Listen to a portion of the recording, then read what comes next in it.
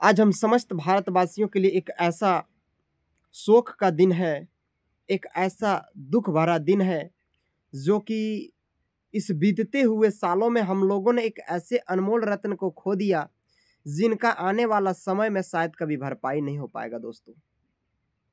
क्योंकि आज हम लोगों ने एक ऐसे भारत के प्रधानमंत्री को खोया है, जिनके यादों में आज पूरा देश गम में डूबा हुआ है।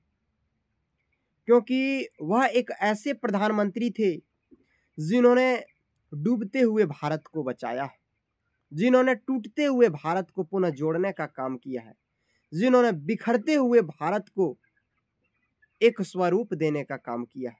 जय हिंद दोस्तों, आप सबका अपना AK सर स्टडी चैनल पर स्वागत है दोस्तों। आइए आज हम लोग पुनः मनमोहन सिंह जी की गाथाओं को जानने का प्रयास करते हैं। अब वह हम लोगों के बीच नहीं रहे, लेकिन उनकी यादें और उनके द्वारा किए गए कामें आज भी हम लोगों के हर एक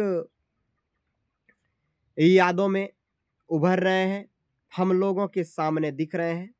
वह अमर रहे, वह भगवान उन्हें स्वर्ग में स्थान दे, यही ऊपर वालों से प्रार्थना है।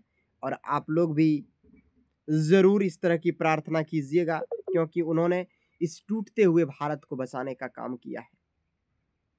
उनका जन्म पाकिस्तान में हुआ था, और पाकिस्तान में जहां उनका जन्म हुआ था उस जगह का नाम गया था, और 26 सितंबर 1932 ईस्वी को उनका जन्म हुआ दोस्तों। और उनकी स्कूली शिक्षा पंजाब में हुई।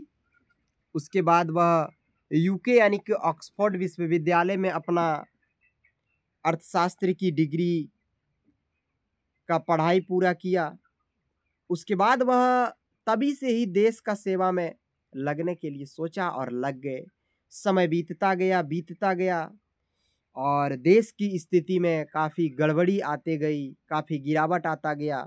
यह सब देख करके मनमोहन सिंह जी को रहा नहीं गया, लेकिन वास्तव में वह दिन आ ही गए जब उन्हें वर्ष 1991 में इस देश का वित्त मंत्री का पद मिला।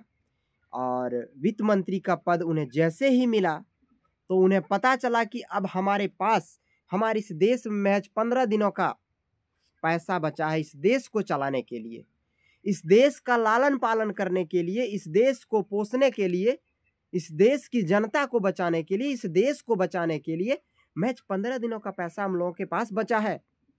लेकिन इस विपरीत समय में, इस कठिन समय में भी डॉक्टर मनमोहन सिंह जी ने हार नहीं माना।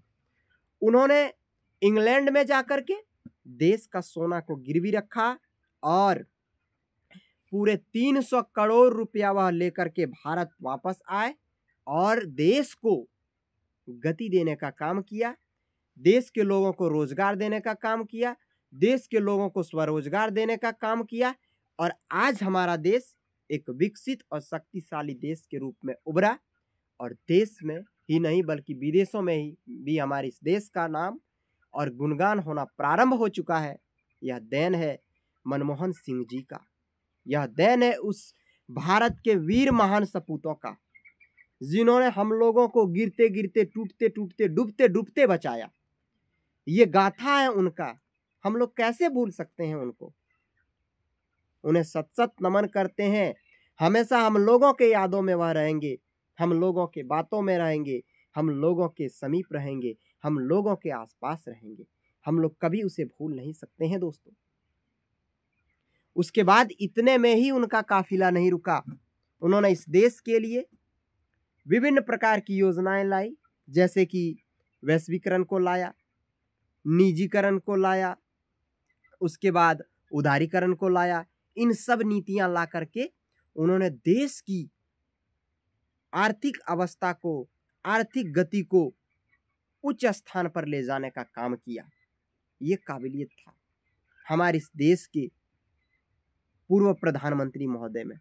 उसके बाद 13वें प्रधानमंत्री के रूप में इन्होंने वर्ष 2004 से लेकर के 2014 तक अपना कार्यकाल पूरा किया, और बहुत ही सादगीपूर्ण, बहुत ही चुप्पीपूर्ण से यह अपना कार्य करते गए। लेकिन जब 2014 में हमारे देश के प्रधानमंत्री माननीय श्री नरेंद्र मोदी जी बने तो उन्होंने यह बात को बताया और कहा कि मैं तो इस देश को डूबते डूबते गिरते गिरते उगाया हूँ और आपसे भी यही उम्मीद करता हूँ कि आप इस देश को डूबने नहीं दीजिएगा, इस देश को झुकने नहीं दीजिएगा, इस देश को मिटने नहीं दीजिएगा। उसके बाद यदि आर्थिक स्थिति की बात करें तो इन्होंने इस देश के ग्रामीण विकास के लिए भी बहुत कुछ सोचा और वर्ष 2005 में इन्होंने मनरेगा का उद्भव किया, मनरेगा जैसे योजनाओं को जन्म दिया और गांव में भी तरक्की होना प्रारंभ हो गया और आज भी मनरेगा के माध्यम से गांव में सैकड़ों लोगों को काम मिलता है। आज भी मनरेगा के तहत लोग बड़ी ही आसानी पूर्वक से काम करते हैं और अपने परिवार का लालन पालन करते हैं, क्योंकि मैं भी एक मनरेगा मजदूर का ही बेटा, मैं भी यहाँ तक पहुँचा हूँ तो मनरेगा की कमाई से ही पहुँचा हूँ। ये काबिलियत थे हमारे इस देश के प्रधानमंत्री में और हमारे जैसे मनरेगा मजदूर के कितने बेटे होंगे, हमारे जैसे ग्रामीण क्षेत्र के कितने बच्चे होंगे जो कि आज भी मनरेगा का लाभ लेते होंगे दोस्तों। तो ये काबिलियत है, क्योंकि जैसे ही 2004 में यह प्रधानमंत्री बने तो इन्हें लगा कि नहीं, हमारा ग्रामीण क्षेत्र कहीं ना कहीं बिछड़ रहा है, हमारे ग्रामीण क्षेत्र के लोगों को रोजगार की आवश्यकता है, तो उन्होंने मनरेगा को जन्म दिया और इस तरह के कईयों कार्य किए इन्होंने, तब जाकर के यह एक सफल सशक्त प्रधानमंत्री कहलाए दोस्तों। यह एक ऐसे व्यक्तित्व थे जो बड़ी ही सादगीपूर्ण वाला जीवन जीते थे, बहुत ही सादगीपूर्ण जीवन जीते थे। यह इनका राजनीतिक में बहुत ही स्वच्छ और साफ छवि रहा। हम अपने बातों को यहीं पे विराम देते हैं। वीडियो अच्छा लगे तो आप लोग एक लाइक एक शेयर जरूर कीजिएगा। हम उम्मीद करते हैं आप लोगों से, क्योंकि वीडियो अच्छा लगे तो चैनल पे जो नए हैं वह चैनल को सब्सक्राइब भी जरूर कीजिएगा। जय हिंद, जोहार झारखंड, वंदे मातरम, वंदे भारत दोस्तों।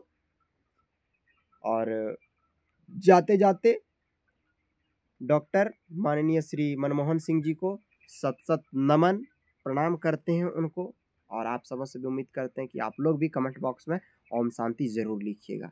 इस दुख की घड़ी में हम लोग पूरे भारत देश के लोग उनके पूरे परिवार के साथ हैं।